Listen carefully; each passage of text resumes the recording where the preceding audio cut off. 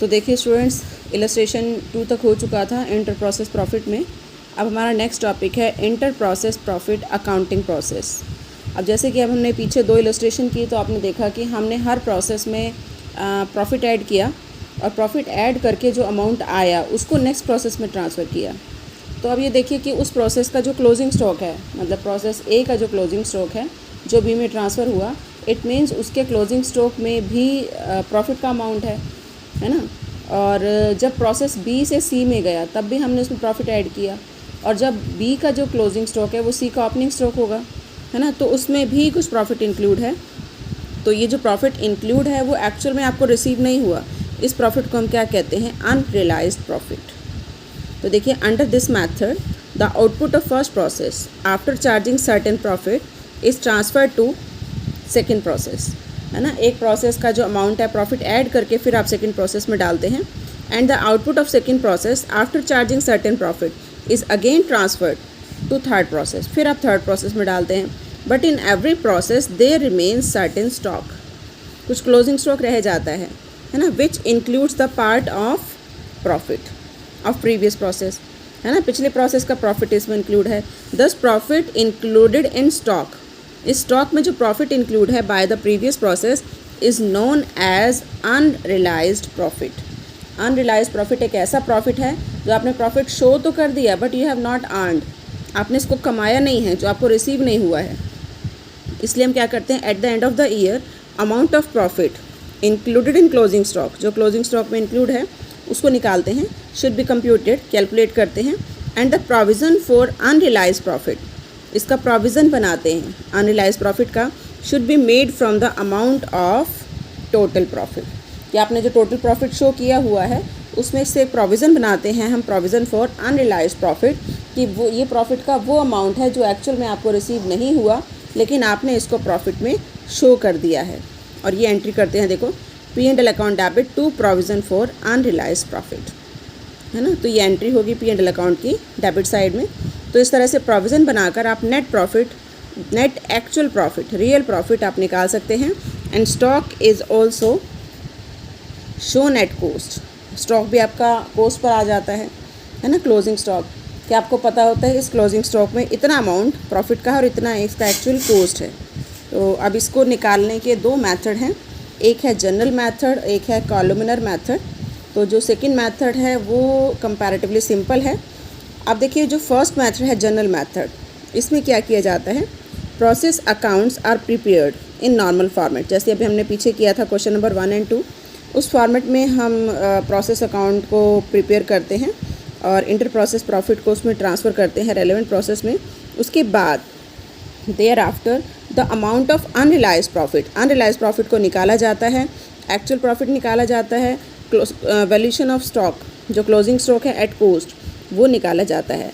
Amount of unrealised profit, जो भी unrealised profit का अमाउंट है वो या तो गिविंग डिटेल क्लैरिफिकेशन और with the help of formula की हेल्प से आप इसको कैलकुलेट कर सकते हैं, है ना, पूरी डिटेल देकर कि फर्स्ट प्रोसेस से सेकंड प्रोसेस में गया तो कितना प्रॉफिट था, सेकंड से थर्ड में गया तो कितना प्रॉफिट था, उस तरह से निकाल कर हम इस फार्मूले से कि total profit up to previous process, कि पिछले प्रोसेस में टोटल प्रॉफिट कितना था, minus reserve up to previous process, पिछले प्रोसेस में कितना रिज़र्व था, divided by total cost of current process multiplied by closing stock of current process, कि क्लोजिंग स्टॉक में कितना प्रॉफिट है वो निकालने के लिए आप ये फार्मूला आप यूज़ कर रहे हैं। तो क्लोजिंग स्टॉक आप लेंगे और फिर उसमें देखेंगे कि टोटल प्रॉफिट प्रीवियस प्रोसेस का कितना था, रिज़र्व कितना रखा, टोटल कॉस्ट कितनी है। इस फार्मूले की हेल्प से आप जो है वो क्लोजिंग स्टॉक के प्रॉफिट को निकाल सकते हैं, है ना। नीचे आपको बता रखा है कि ये फार्मूला वहाँ अप्लाई होगा जहाँ कोई ओपनिंग स्टॉक नहीं है। Total cost in the formula means total cost before deducting the amount of closing stock, closing stock को माइनस करने से पहले। And this formula is applied in each process separately, her process में अलग अलग apply होगा और आप निकाल सकते हैं इससे अनरियलाइज्ड प्रॉफिट। आप देखिए इलस्ट्रेशन नंबर 3 जो इसी मेथड से रिलेटेड है, इससे आपको क्लियर होगा, इसको ध्यान से देखना। A product passes through 3 process to completion, these process are known as A, B and C, 3 process हैं। The output of each process is charged to next process at price calculated to give a profit of 20% on the transfer price, कि 20% profit add करके आप transfer करते हैं, और फिर output of C is charge to finish stock on a similar basis, मतलब यही 20% on transfer price. There was no partly finished work in any process on 31 December on which date the following information was obtained. अब देखिए process ए में आपको ये information दी है, material consumed है, labour है, और एक आपको दिया हुआ है क्लोजिंग स्टॉक, है ना. Stock in each process were valued at prime cost. Prime cost पर उसका वैल्यूशन होता है, प्राइम कोस्ट ही है. तो देखिए सिंपल, पहले प्रोसेस ए अकाउंट बनेगा. टू मटेरियल वही 4000 आपको दिया है, 6000 आपको लेबर दी है, ये आप डालेंगे यहाँ पर 4000 एंड 6000, और क्रेडिट साइड में आपको क्लोजिंग स्टॉक दिया हुआ है 2000, ये डालेंगे. तो अब देखिए 4 और 6 10 में से 2 माइनस करेंगे, कितना बचा 8000. अब आपने 20% प्रॉफिट में शो करना है, तो 20% ऑन ट्रांसफ़र प्राइस, तो वी कैन से 20/80. ये आपका प्रॉफिट आ गया 2000, है ना. अब ये प्रॉफिट इसमें ऐड किया 12000, क्रेडिट साइड में है आपका 2000, तो 12000 माइनस 2000 ये आपका आ गया 10000. ये आप प्रोसेस बी में ट्रांसफ़र करेंगे. तो अब देखो प्रोसेस बी में सबसे पहला यही 10000, फिर आपको मटेरियल और लेबर ये दिया हुआ है 6000 एंड 4000, क्लोजिंग स्टॉक आपको दिया हुआ है 4000, ये आपने यहाँ ट्रांसफ़र किया 4000. अब आपने इन 3 आइटम्स का टोटल करना है. 16 एंड 4 20 में से 4 माइनस किया, कितना बचा 16.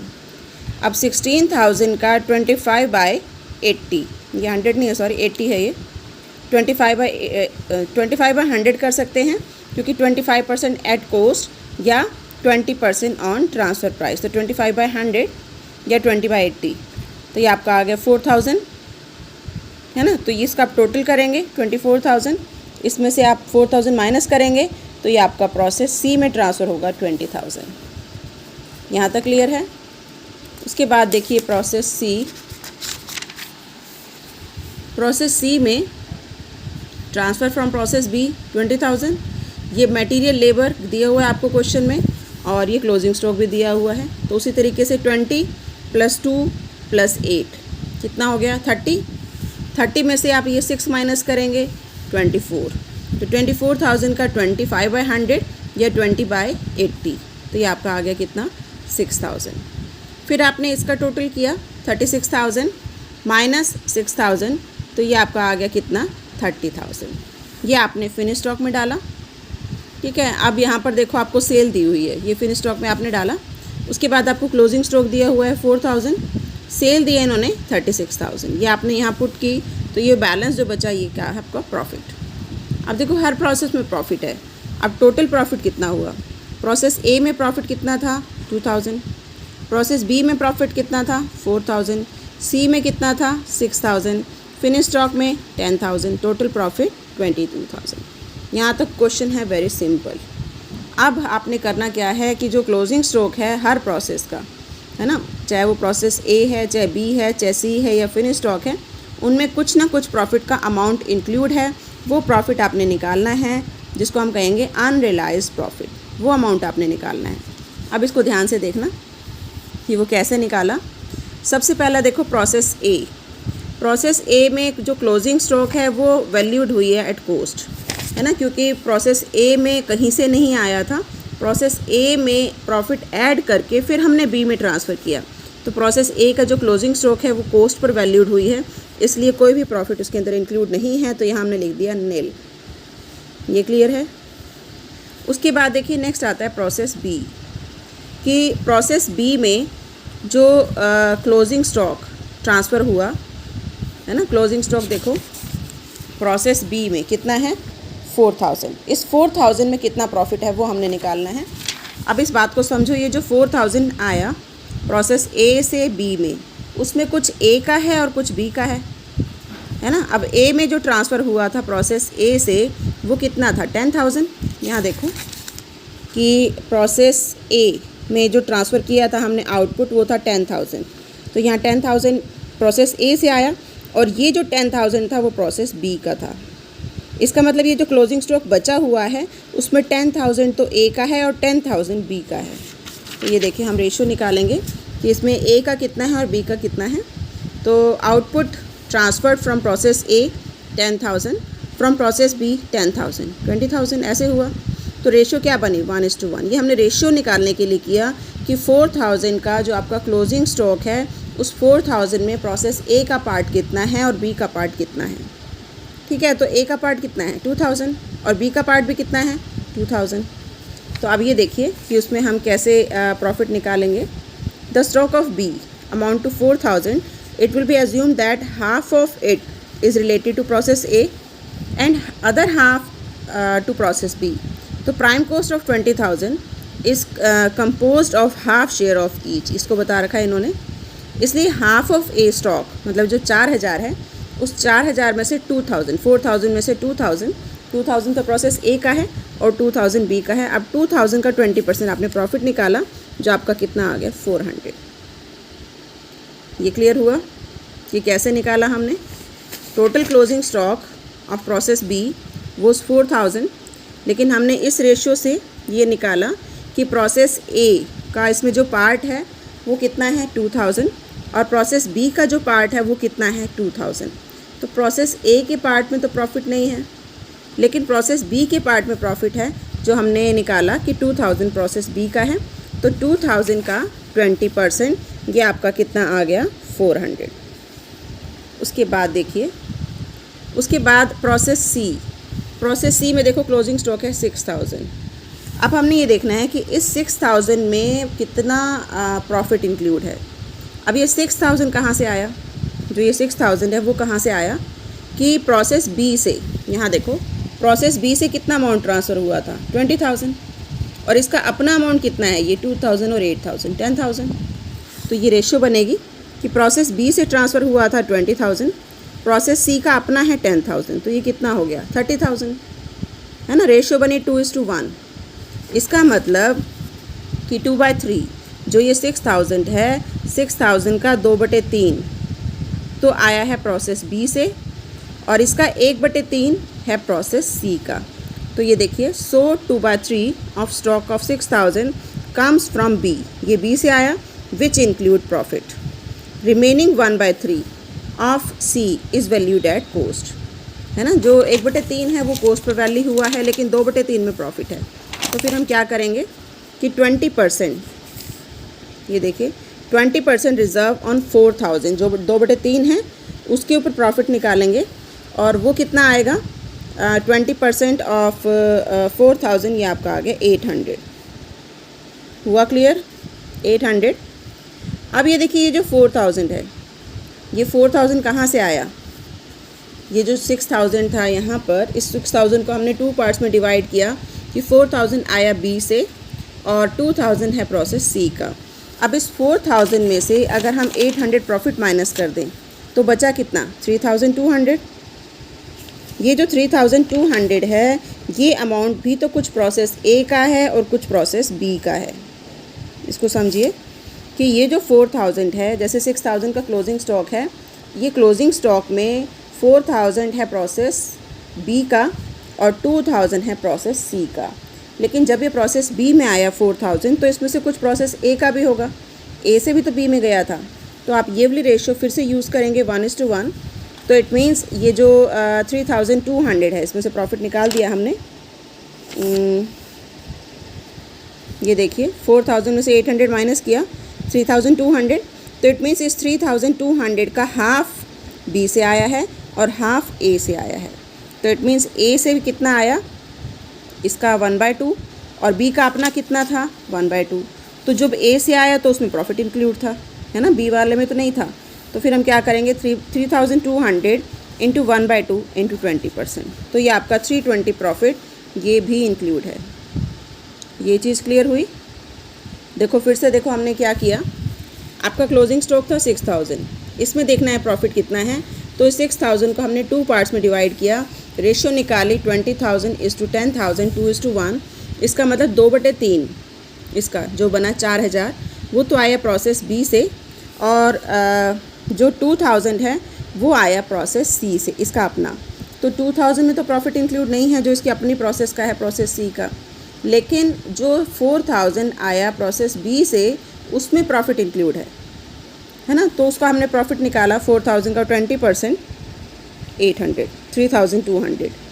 फिर हमने ये सोचा कि ये जो 4000 प्रोसेस बी से आया इसमें मतलब अगर प्रॉफिट माइनस कर दें 4000 माइनस 800 ये आ गया 3200।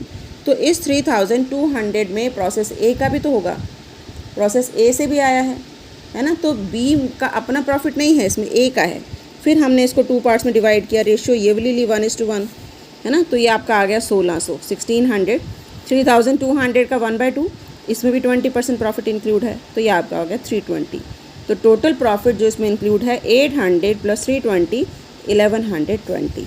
ये आपने यहाँ पर इसमें ऐड कर देना है। यहाँ तक क्लियर है? आगे चलें। अब आगे देखिए, नेक्स्ट आता है फिनिश स्टॉक। अब फिनिश स्टॉक में आपका जो स्टॉक दिया हुआ है वो आपका है 4000 है ना। अब ये देखिए जो फिनिश स्टॉक में 4000 है प्रोसेस सी से ये फिनिश्ड गुड्स में आया, तो इसमें 20% प्रॉफिट इंक्लूड होगा। तो 4000 का 20% कितना 800। यहाँ तक क्लियर है? 800 प्रॉफिट तो हो गया फिनिश स्टॉक का। उसके बाद देखिए, ये देखिए उसके बाद देखिए आपने 4000 में से 800 माइनस किया 3200, ये कॉस्ट है। इसका मतलब ये जो 3200 है जो फिनिश स्टॉक में गई, इसमें से जो हमने रेशो निकाली थी 2:1, प्रोसेस बी से कितना गया होगा 2000 है ना। ये 20000 और 10000 आपको रेशो निकालने के लिए दिया हुआ है कि प्रोसेस बी का जो रेशो है वो है 20000, सी से गया 10000। तो इस मीन्स ये 3200 को हम 2:1 में डिवाइड करेंगे। इसमें 1/3 में तो प्रॉफिट नहीं है, 2/3 में प्रॉफिट है। तो 3200 इंटू 2/3, फिर इसका 20%, ये प्रॉफिट इसमें इंक्लूड है कितना 427। अब अगर हम इसका 2/3 निकालें तो ये आता है 2133। इसमें से ये प्रॉफिट माइनस करें तो ये आ गया 1706। इसका मतलब ये जो 1706 है इसमें से कुछ अमाउंट आया प्रोसेस ए से, वैसे बी से आया है बट इसमें कुछ पार्ट ए का भी है और कुछ पार्ट बी का भी है। तो जो बी से आया उसमें आधा जो है प्रोसेस ए का होगा है ना। तो 1700 का आप करेंगे 1/2 और फिर उसका 20%, तो ये आपके पास आएगा 170। तो टोटल प्रॉफिट जब हम निकालेंगे तो 800 प्लस 427 प्लस 170, ये आएगा 1397। तो ये हमारा अनरियलाइज प्रॉफिट है किसका, जो आपका फिनिश स्टॉक है ना, उसका। देखिए अब इसको बुक में दोबारा से देखिए, थोड़ा सा कॉम्प्लिकेटेड है ये, दोबारा से समझो कि फिनिश स्टॉक में आपको जो दिया है टोटल स्टॉक वो कितना है 4000। अब हम क्या करेंगे, इस 4000 का 20%, ये तो सीधा सीधा प्रॉफिट आ गया 800 है ना। अब आप इसकी कॉस्ट निकालिए, 4000 माइनस 800 3200। अब आप सोचिए ये कहाँ से आया, प्रोसेस सी से है ना, प्रोसेस सी से आया। लेकिन प्रोसेस सी में कुछ पार्ट तो सी का है लेकिन कुछ बी का भी है। ये देखो प्रोसेस सी में अगर हम देखें 20,000 बी का है, 10,000 सी का है ना। तो रेशियो जैसे हमने यहाँ निकाली थी रेशियो 2:1, ये रेशियो बनी। तो इस 3200 को हम 2:1 की रेशियो में डिवाइड करेंगे। इसके 2/3 में तो प्रॉफिट है, 1/3 में नहीं है प्रोसेस सी में। तो इसका हम 2/3 करेंगे 20%, ये प्रॉफिट आ गया 427। यहाँ तक क्लियर हुआ? फिर देखो 3200 का 2/3 जो आया था कहाँ से, प्रोसेस बी से, जो अमाउंट बनता है 2133। इसमें से प्रॉफिट माइनस कर दें 427, तो ये आ गया 2133। अब ये जो अमाउंट है 2133, ये अमाउंट भी हमारा कुछ प्रोसेस ए से भी आया है ना, कुछ प्रोसेस ए से आया है, कुछ प्रोसेस बी से आया है। तो इसमें से अगर हम 427 ये प्रॉफिट माइनस करें तो अमाउंट आता है आपका 1706। अब जो प्रोसेस ए से आया है बी में, उसमें तो प्रॉफिट इंक्लूड है ना, बी में नहीं है। तो इसका 1/2, फिर इसको 20%, तो ये आ गया 170। अब इन तीनों को टोटल करेंगे तो ये आ जाएगा अनरियलाइज्ड प्रॉफिट। तो आई थिंक ये क्लियर हो गया होगा। अब देखिए इसको अनरियलाइज्ड प्रॉफिट को आप शो करेंगे कि आपका जो अनरियलाइज्ड प्रॉफिट है, रियलाइज्ड प्रॉफिट निकालना है तो profit as shown by accounts जो आपको दिया हुआ है 22,000 की प्रॉफिट आपको हुआ, जैसे हमने यहाँ निकाला ये 22,000। इसमें से जो भी हमने ये रिज़र्व निकाला, ये 2917, ये माइनस करेंगे तो ये एक्चुअल प्रॉफिट आएगा 19,083, है ना। और ये नीचे आपको वैल्यूएशन ऑफ क्लोजिंग स्टॉक दिया हुआ है। प्रोसेस ए में 2000 है, बी में से जो भी यहाँ आपका निकाला था प्रॉफिट, ये 400, ये माइनस किया तो आपका क्लोजिंग स्टॉक आ गया। सी का जो क्लोजिंग स्टॉक है 6000, उसमें से ये अगला 1120, ये माइनस किया। इसी तरह से जो फिनिश स्टॉक है 4000, इसमें से ये जो 1397 है ये माइनस किया तो ये आपका क्लोजिंग स्टॉक की एक्चुअल वैल्यू आ गई 13,083, है ना। तो ये आपका क्वेश्चन कंप्लीट हो गया जो फर्स्ट मेथड के अकॉर्डिंग है।